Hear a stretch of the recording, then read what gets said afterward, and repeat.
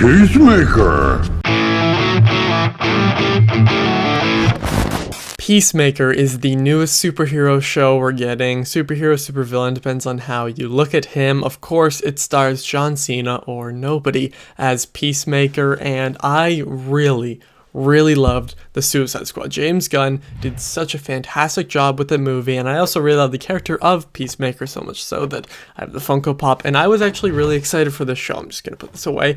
I was really excited for the show because of how much I like the character, and because I have so much faith with James Gunn now. He just always seems to know what he's doing. I mean, I love the first Guardians of the Galaxy. I love the Suicide Squad, so I was like, yeah, if this is just like the movie, then I'm gonna love it, and it really is, and I am loving this show so far. Most of the time when I talk about episodes weekly, I kind of just rant for like 3 to 5 minutes, whatever, but I want to do more structured review when it comes to shows like this, just because I do think this is a really good show, but also I'm just kind of working to more quality videos in 2022, just always trying to make them better and better. So if you've seen the show already, definitely let me know what you thought of it down below, because I really enjoyed it. Now let's talk about John Cena. Yes, every single review you watch will be filled with comments about how you can't see him and all this, and yeah, it still is funny. It's still hilarious as hell, but still, he is so good in this role. This is definitely the best performance I've seen from him, and this will always be like his character. This will always be his best performance, just because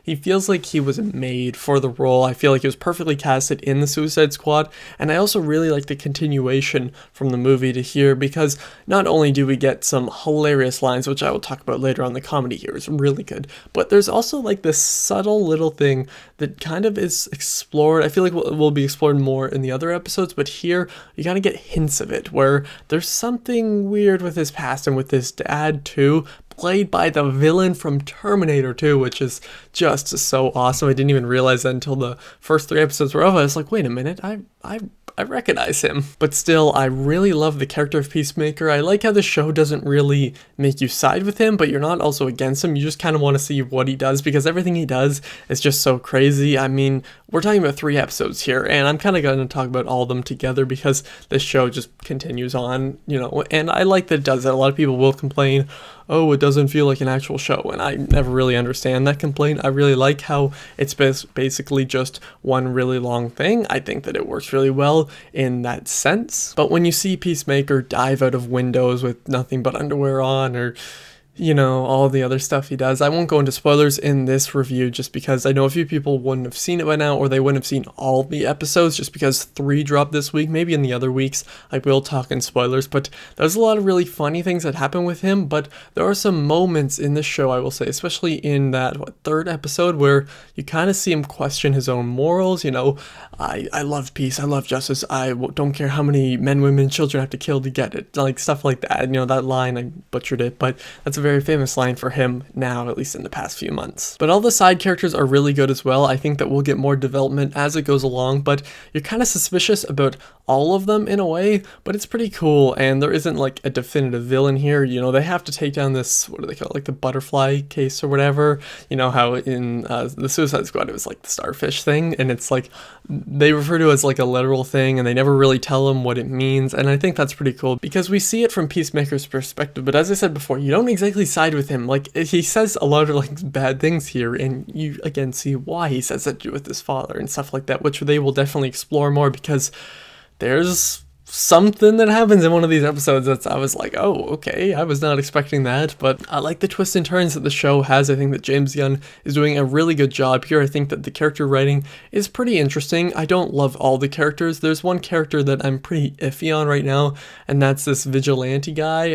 I think that's actually his name. So we'll kind of see what goes on in the future with him. I'm just like, okay, he's here. There are some funny scenes, I guess, but most of the funny scenes are just because Peacemaker's there and he just says stupid shit, and it's just funny because of that, because he's so like unaware, because he's been in prison for 4 years, and then, you know, he was knocked out unconscious basically for like 5 months, I think it was 5 or 6, I think it was 5. So there are little things he says. There's like one thing he says where he's like, I haven't been with anyone I haven't been with a woman in a few years, and there's like little jokes like that, which I think are pretty funny, and they work really well. Also, one of the main things about this show, yes, if you've seen the Suicide Squad, obviously you know there's a ton of action here, and for the most part, I think it's done really well. I think there's about one scene where it kind of bothered me a bit because it has a very specific style here. It's different from what James Gunn has done before, and I guess it's kind of similar to the Suicide Squad, but a lot of it's very handheld and shaky and stuff like that, and quick cutting, but it works for the most part. There is one scene though in episode 3 where it's in the dark, so I kind of get it because it is in the dark, but